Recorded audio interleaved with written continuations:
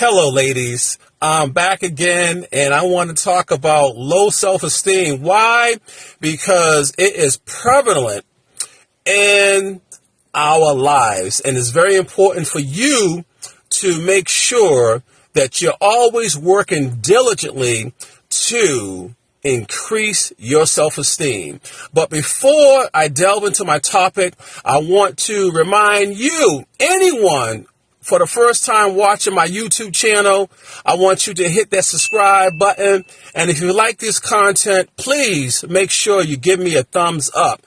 Now, we're talking about low self-esteem, and I want to just, highlight the cause of low self-esteem and to go over the list. And if you can identify with what is on that list, well, you need to address it. So we're going to begin. What is the cause of low self-esteem? Well, it could go back to your childhood. You could have been bullied or neglected from a parent or someone who has been abused. And over the years, I have come across quite a few people who were ashamed, but it's not their fault that they were sexually abused as a child. And as a result, they have low self-esteem. So moving forward, it can be a stressful life situation in terms of you going through a romantic breakup, a divorce, and now you feel like a failure among your friends and your family.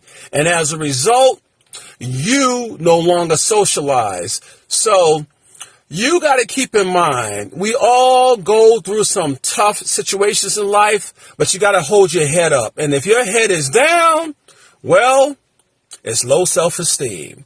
I want to move forward and talk about chronic medical problems. I remember years ago, I met this woman and she had a stuttering problem and she could not look you directly in your eyes. Also, I remember I encountered a woman who had like a permanent limp, and she always walked around with her head down and very, very, low volume when she talked to you. And that had a lot to do with feeling bad about herself. So those are the situations that cause low self-esteem. And now I am going to pivot to the list.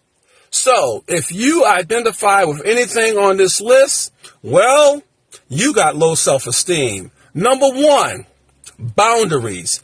Boundaries are very important. Let's just say, for example, you had like a hard week at work and it's a Friday evening and you're home and you just want to chill. You're watching Netflix.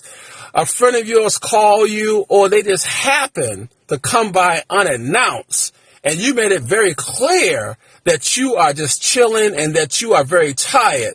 Now, if you tolerate that on a regular basis, well, low self-esteem. Also, I want to talk about one-sided conversations. Now, there's nothing wrong with you, listening to a friend who has a problem, but it goes both ways. I mean, you don't want someone to emotionally drain you. It's very important for you to recognize that you are important. If you have someone who's always just dumping their personal, emotional stuff on you and you tolerate it, that's not good. I want to now move on to a lack of support. Now, you're always there for a friend or a male friend, and let's just say that you happen to receive bad news that you got laid off, or, someone in your family passed away, like a grandparent, and they are nowhere to be found or nowhere around when they find out that, you've been impacted. If you tolerate that on a regular basis, that's a sign. I want to talk about breaking promises. Hypothetically, if you have plans with someone and this happens on a regular basis, and that person is always saying something came up at the last minute, nope.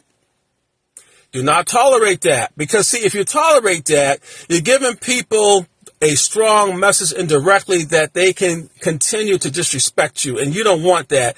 And if you always accept it, that's a sign.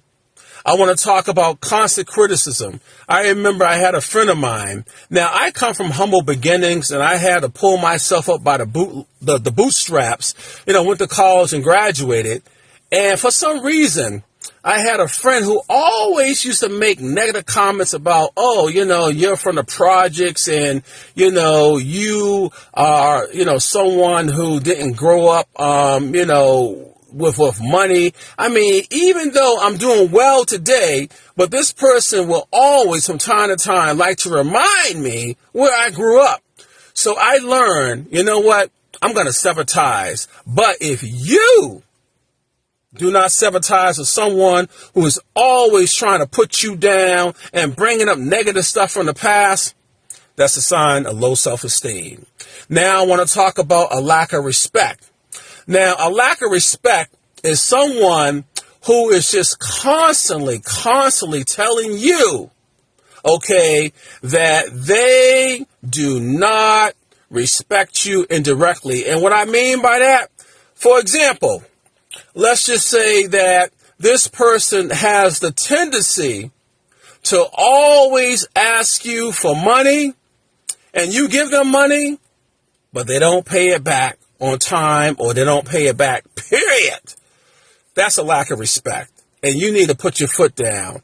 You should never loan money out to anyone, particularly if they have a pattern of not coming through to reciprocate. So always remember that. And lastly, I want to talk about a breach of trust.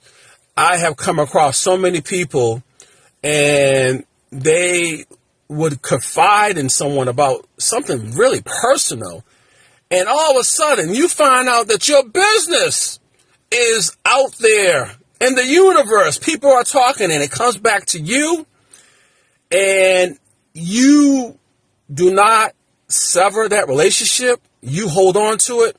Nope. That is a big sign. So there you have it.